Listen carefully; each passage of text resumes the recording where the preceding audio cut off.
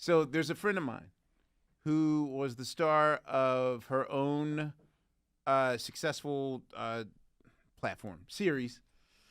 And she told me that even though they were hit out the box, she wanted to wait until season 3 to buy the house. You know, when you're like, hey, I'm on a hit show. I've been nominated for a few Emmys. I'm established. Let me buy that house.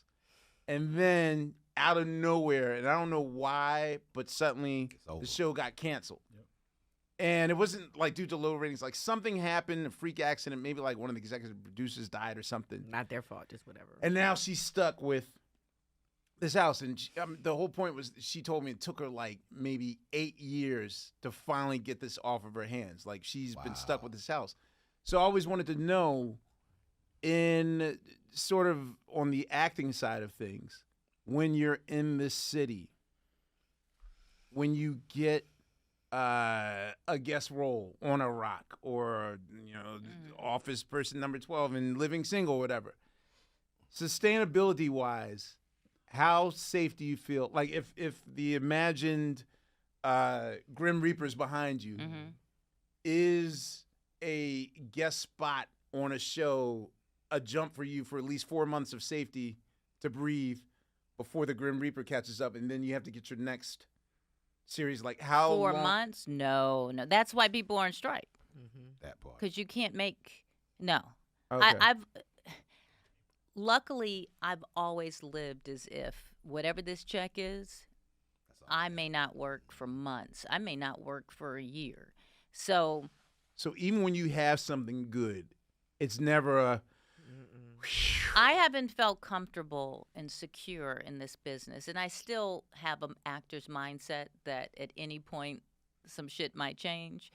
Until I started directing and really started hitting my stride, have I sat back and relaxed for a second. And my husband will tell you there have been many flights where he's like, I'm like, we it's only a 4-hour flight. We can fly coach. I'm cheap. And that's how I live. I live as if I may not work for another year. But does that also prevent you from dreaming? And I know I can sound real naive saying this, but it really wasn't until I allowed myself to it's almost like you have to tell your body okay, this is what I want and this is my dream. I'm pursue it, hook or crook or whatever. Because I used to be the careful Smurf, oh man, we're never going to da-da-da-da-da, so let me save up and that sort of thing. So does that prevent you from, how do you ride the line between safety and this is the dream that I want, and that's my destination? But I did do that because by really pivoting to directing, I had to take a chance. I was working a lot as an actress, and that was working well for me. And when you first start directing, it's a good living, but if I'm on a hit show, when I started directing, I could still make more money acting as long as I was on a series because I have my rate for an episode is going to be pretty good compared to the director, which takes a little longer to do an episode. But oh damn! So I chose the wrong profession again. Every time. No, but then, so I had to really make a decision.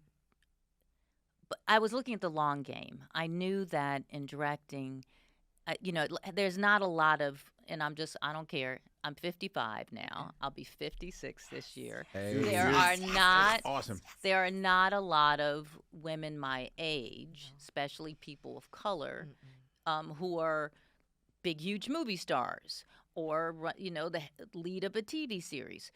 As you get older, things are going to change, so you have to make a decision where you're going. And so, looking at directing, I knew it was going to take me somewhere, and I just had faith that, besides that, I feel like it's my calling. I knew that this was going to be my longevity, and this is where my wealth was going to happen. When did you realize that directing was your calling? Honestly, the first time I did it. Really? What was your first foray into? Eureka. Okay. So I did Ava DuVernay's first film, I Will Follow. Okay. Yeah. She had done some I think she had directed a documentary or two before that. But this was her first narrative film. Okay. And during that process, I always say I must have been one of those actresses who was given too much of their opinion. Because at some point, she said to me during that process, I think you're a director and Instead you of, don't. shh. Yeah. No. She said, I think you're a director and you don't know it. How did you feel when you were told that? There's something about when it was, you know how someone just says something to you and you kind of see your life flash, and I go, Like a eureka moment? I had a eureka moment. Thank you. Nice call Nailed back it. there. I don't have the theme. Sorry. Forgive me. I really, it was like God put something in her to give to me, and it changed my life. And I was on a break from Eureka at that time.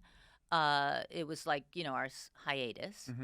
And Ava said that to me, and I went, huh. She's doing it. She was a publicist. She can do this.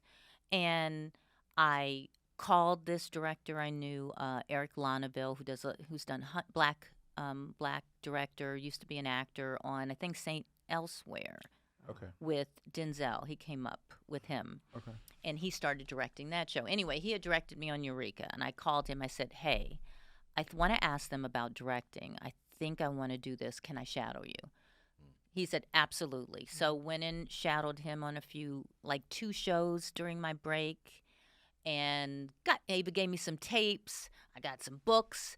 I have many years of, learning on the set, which you find out how much you really know when you do it.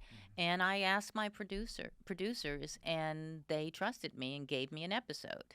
And when I did, I still remember when they called me and said yes, where I was standing, and that moment of being excited, and then literally the next moment going, holy shit. Now Now it starts. Now it's real. Now I have to really do it.